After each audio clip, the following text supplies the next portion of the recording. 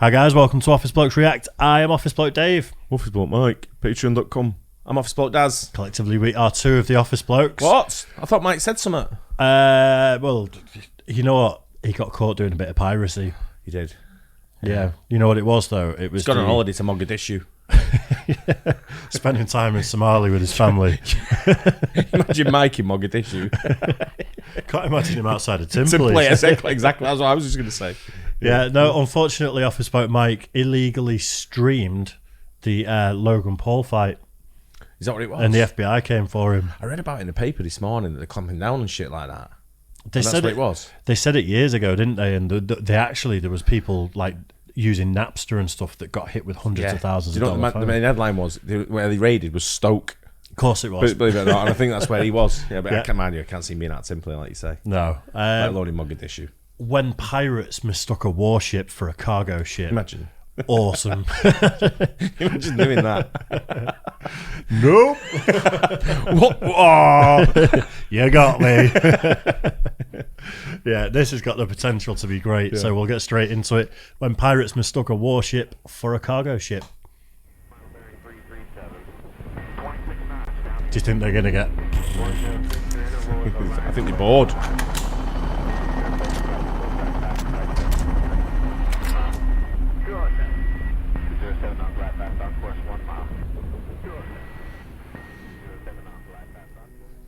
In November of 2011, the Spanish Navy replenishment ship called the Patino departed from Spain for a 5-month deployment to the Indian Ocean. This deployment was part of the European Union's counter-piracy mission known as Operation Atalanta, and on its arrival in theatre in December of 2011, the Patino was designated as the fleet flagship, which saw it assume significant command responsibilities within the Atalanta framework. Detailing the role of the flagship, a statement from the EU explains that the flagship exercises command and control of all military forces in the area of operations and is responsible for the planning, orchestration and execution of tactical military activities and contributes to the operational planning taking place in the operational headquarters. 2 months into its deployment, in mid-January 2012, the Patino was escorting a cargo ship through the Indian Ocean towards the Somalian capital of Mogadishu. On the night of the 11th of January, this merchant vessel arrived in the capital and began unloading its valuable cargo, whilst the Patino remained 50 kilometres off the coast, ready to link back up with the cargo ship the next morning. Due to the rough seas and harsh weather conditions, the crew of the Spanish warship expected the night to be relatively quiet in regards to pirate activity, and were thus operating at a reduced level of alertness. However, it was at around 0530 local time on the 12th of January that the unexpected happened. The captain of the Patino, Commander Enrique Cabero, recalls that about 45 minutes before sunrise, we were attacked by a group of pirates in a small skiff. It was still dark, and a day of seas so rough we had picked nothing up on our radar, so for us it was a very big surprise. With sea conditions like these, no one on board would have expected a pirate attack. I'd love to see the guys' faces on both sides of this situation. They've got balaclavas on. But it's but a few of my mates did this as a job. Oh really? Based out of Dubai, and they used to run security operations. Like private security. They would. Some of them. They bought a fleet of boats, and they came back about 6 months later. I remember having a conversation with them, like, how's it going down there with your boats and all this kind of stuff? They went, they've got faster boats than us. So that was that. Which was my reaction. Just burst out laughing and went, well, I thought you were the specialist. Because they were all like special air services or special boat services and all that kind of stuff. They're all fucking elite guys. And but some of the shit they used to come out with, they tell me, I was like, man, you're mad. Yeah. They're crazy. I bet they are. Yeah. But I think there are private security companies that get paid to be on board. Oh, there is shipping there is. vessels. This was when it first started. They were like, they convoy with them, or they'd be in like an area sort of like surrounding them, sort of thing, with the boats. But then the pirates got faster boats, and they were like, couldn't catch them. Can afford fast boats, but can't feed your families apparently. Yeah. Wow. But yeah, can you just imagine if these guys are like climbing up the side trying to board, and it's just military stuff? They're going, what are you doing? Don't hear about it much now, do you? No, but I think something that changed was they weren't authorized to use lethal force at one point. It was like strafe the waters, and scare them away and stuff. And I think something changed where they were allowed to do it. And like these skiffs are coming towards, and it's just like. I'm wondering if it's kind of like more of a. It's not worth it anymore. We're not getting anywhere because they hijacked like loads of boats and brought them in. Yeah, it was huge. Massive ransoms. There's that. What's the Tom Hanks movie? That's exactly what that's about, Captain isn't it? Phillips. Yeah.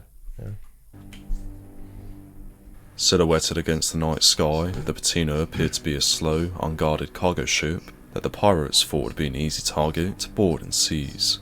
Instead, what they were attacking was a 17,000-ton warship, mounting two 20mm Oerlikon cannons, at least two Sea King helicopters, and with a detachment of around 180 Spanish Marines on board. Can you imagine? Unaware of this fact, the pirates pulled their skiff alongside the Patino and threw up their ladder to attach it to the side of the vessel. As they did so, one of the Spanish crewmen, who was on lookout duty at the time, spotted the enemy threat and immediately raised the alarm. At that point, the pirates opened fire from their small craft in the hopes of intimidating what they believed to be the crew of a cargo ship into submission. But, almost instantly, they themselves came under heavy fire as the Spanish sailors and Marines fought off the attack. Realising the grave mistake they had made, the pirates scrambled to pull their ladder back into the skiff and hightail it out from the area, with Commander Enrique Cabero continuing. We were now at battle stations. The first job was to find the pirates, which was not easy as their small skiff had no clear radar signal among the big waves. We started to execute a search. It was getting light by now, and as soon as possible we launched the helicopter. Flying out from the Patino, one of our onboard Sea King helicopters searched the immediate vicinity around the warship, and just after 6 minutes it succeeded in finding the enemy craft, which was manned by 6 pirates. After issuing an order for the enemy personnel to surrender, which was ignored, the Sea King helicopter opened fire on the small skiff, resulting in the pirates dropping their firearms and handing themselves over to the Spanish forces. Thereafter, a rigid inflatable boat was launched to detain the 6 men, of which 5... What boat was that? Give it up. I know, but it's obviously worked for them quite a few times, hasn't it? Not in boats like that. I've seen some of these pirate things, and not in boats like that. Some of the sort of skiffs they're using that I've seen, and like I've only seen old footage, like quite old, but it's like the shitty boats. They're not good. Well, you're not going to be in a luxury cruise line. No, you know what I mean, pirate, no. But I think they're a bit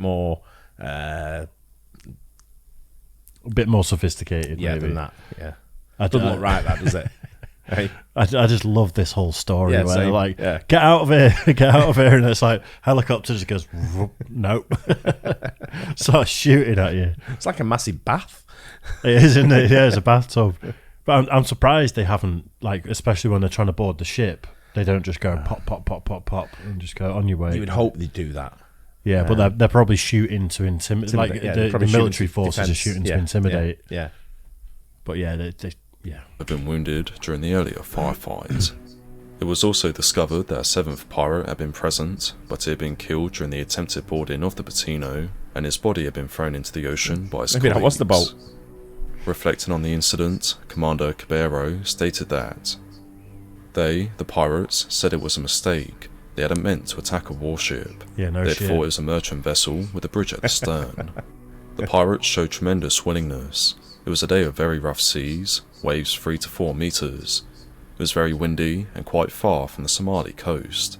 They must have been at sea for more than 3 to 4 days. Wow. So, for me, it was impressive that they stayed in these conditions all this time at sea. The thing is, if that would have been, which I know there has been, like pleasure yachts, you know, where people are sailing round and like it's a wealthy family or whatever, they'd probably all be dead by now. They board, kill everyone, or at least kidnap them and hold them as hostage for You ransom. don't want to kill people. It's Well, you still get the boat though when it's a nice but yacht. you want to try and keep hold of the people as well for ransom money. Yeah, but Well, I just think I've got no sympathy whatsoever. You know, and they. Oh, sorry, we didn't realise it was a military ship, but you would have put people through hell if it wasn't a military ship, and you were happy to do that. What it was you were doing wrong. You were Precisely, breaking the law. yeah. You know, but at the same time, what they should do, I mean, the rib that's going to pick them up looks quite busy as it is. Yeah. And then they've got to get 6 or 7 people on there. I just sort of like, put one of them like dinghies on the back of it and tow them at high speed. Like you do when you go to the beach and you sort of like bouncing around. Whoever can hold on till we get back to the ship gets to wins. survive. I think I'd just pull the plug on the bathtub. Just speed up. It's a proper shit boat, that, for 3 or 4 days on that. Jesus. Take their engine, pull the plug. Yeah, imagine the chuck it. What is it? The bucket and chuck it. That's just in there. Oh, Jesus.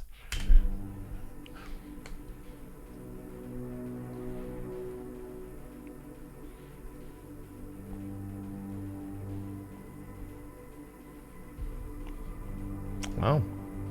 Probably had a nice life in a Spanish prison. I bet they haven't. 12 and a half years. 8 years. Extended. Wow. I suppose they've engaged in a firefight with the military. It's an act of war, isn't it? They don't dick about as much as they do here in Spain. Oh, no. Never interrupt your enemy when he's making a mistake. Great line, that. It is, isn't it? Mm. Yeah. That was great. So, yeah. It's small and straight to the point type thing. I like that. What's the... is it a new channel to us? Yeah. Liveth Forevermore. We're going to have to pop a sub over there. Yeah. That was great. I'm presuming it's like a military-style channel. Don't know. But it was... I just love the stories that come out of the Somalian piracy and all that kind of stuff. Some great stories that come out. Yeah. They're all like... I mean, a lot of lives were lost, and not only Westerners, but Somalis as well. Yeah. But yeah, it was... It's it's sad that the economic state is that bad in Somalia, because there's no government, is there? 30 odd years, I think it is. Yeah, no government. It's literally just the Wild West, and I think there's a lot of pollution from oil. I think there's oil refineries there or something. There's or oil fields or something. Well, you're not far from the Gulf. It's like the Gulf of Aden. So you've got Saudi Arabia, sort of like on the around there, and you've got Yemen, which is all under. Currently going through war. Yeah, true. So then just north of you got Eritrea, which is again no government. So it's just the wrong area to be in. I definitely feel sympathy for your normal Somali people, without a doubt, because it seems like it's a rough place to be. I live where I live, about Mossad, just a bit further up from where I am. Yeah. And a lot of Eritreans, a lot of Somalis are there. Yeah. And you can always tell a Somali, they all look very similar. Yeah. And I always say, "You're Somali," and they're like, "How do you know?" And I'm like, "You all look very similar." And the stories they tell, some horrifying stories of what they went through in Mogadishu or places. It's a rough place to be here. And I'm like, well, enjoy yourself while you're here. Yeah, do what you need to do. But yeah, it's... But still, you can't... You don't... They're killing people, aren't they, these pirates? And they're putting people through absolute torture. Yeah, mate, the money they're getting in ransom, just like ridiculous money. Well, in a country like that where the American dollar is probably worth an absolute fortune. I wouldn't mind betting that's a big currency over there. Yeah. And if they're getting like $10,000, $20,000, $30,000 anything's currency over there, mate. Yeah, true. Around that area. But it was a good one. Yeah, it was. Hope you guys enjoyed it too. Don't forget to like and subscribe. We'll catch you on the next one. Cheers, guys. Cheers.